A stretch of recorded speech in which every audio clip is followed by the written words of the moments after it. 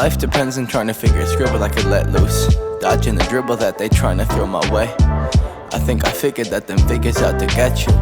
Let them pull the strings that trigger what you say. Think it's difficult to get out on my brain. I wish life wasn't any other way, but it's all side roads to nowhere, and I can't find a map that seemed to mark my place. My heart frigid when it's sit inside that cold air that exists between our lack of shit to say. But I always wanna spend my time with you, even when I'm whacking, got no change. Ah, yes. Here we have some sort of object, a living being. But how are these beings described? And how is this one in particular described? Well, we could go with the simple, most basic. We could call this object a person.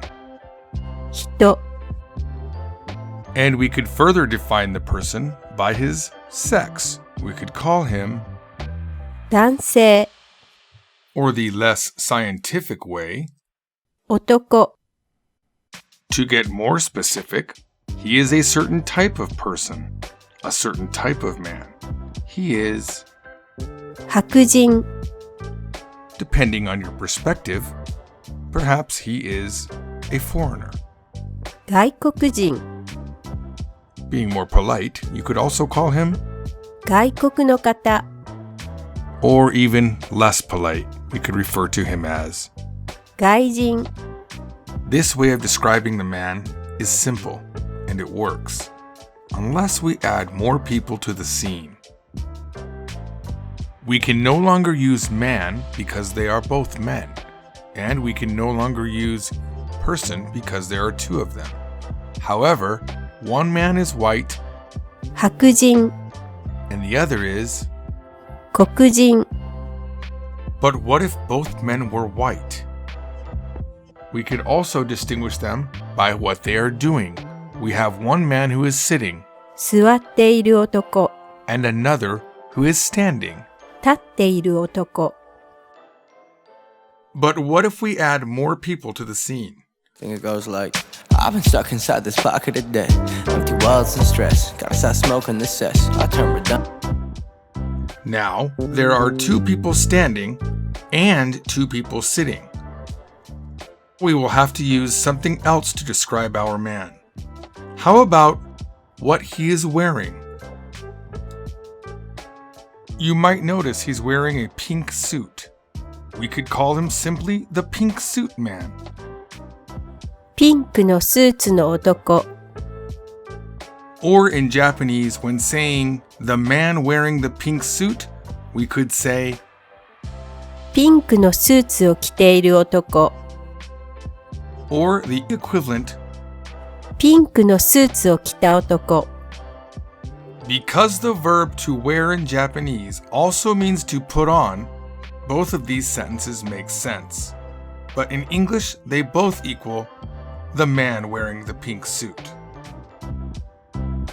Now let's say goodbye to the man wearing the gray suit, グレーのスーツを着ている男 the man with the blue shirt, 青いシャツを着ている男性 and the man standing on the far right side.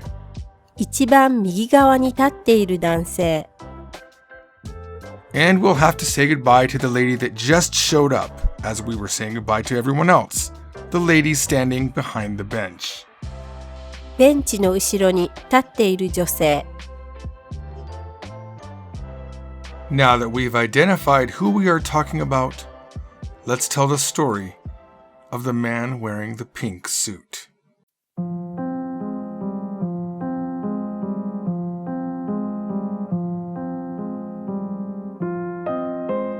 ビルの屋上にピンクのスーツを着た男の人がいます。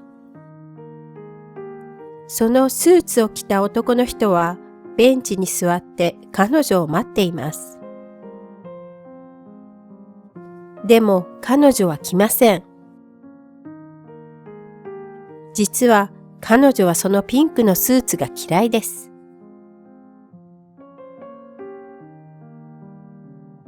ピンクのスーツを着ている男は自分のスタイルがかっこいいと思っていますが、彼女はそう思っていません。彼女は普通のスーツを着る男が好きです。彼は3時間以上彼女を待ちました。でも彼女は来ませんでした。その日の夜、彼女は彼に LINE をしました。私はピンクのスーツがかっこいいと思う男と付き合いたくないです。他の人を探してください。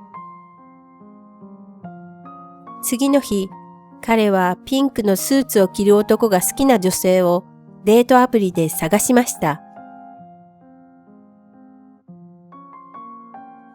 1時間後にピンクのスーツを着ている女性とマッチしました。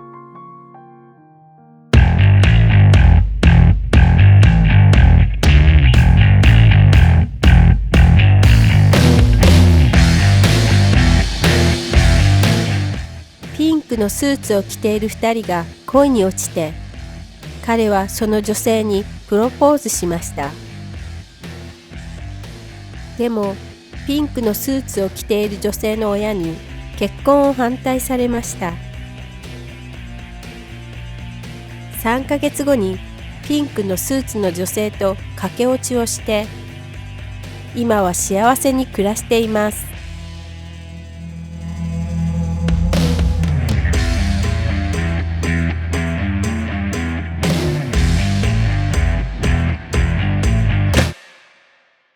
Hey everybody, thank you for watching. It takes a lot of time to make a video like this, so I hope you forgive me taking 3 weeks to release this video.